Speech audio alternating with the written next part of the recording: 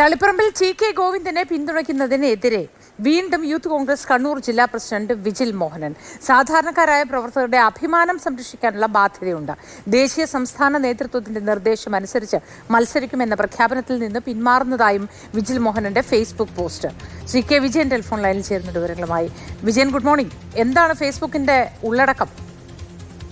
Vigil മോഹന്റെ രണ്ടാമത്തെ ഫേസ്ബുക്കാണ് ഇതുമായി ബന്ധപ്പെട്ട് മോത്തി.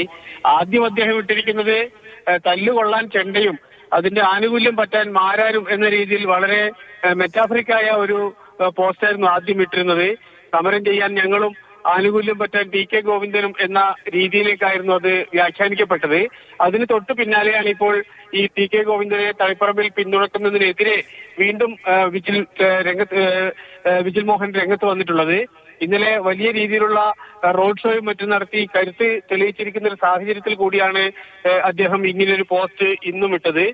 സാധാരണക്കാരായ പ്രവർത്തകരുടെ ആത്മാഭിമാനവും അഭിമാനവും എല്ലാം സംരക്ഷിക്കാനുള്ള ബാധ്യത നേതൃത്വത്തിനുണ്ട്. അതുകൊണ്ട് അദ്ദേഹത്തെ ആക്കിയത് ശരിയായില്ല എന്ന രീതിയിലാണ് പോസ്റ്റ്.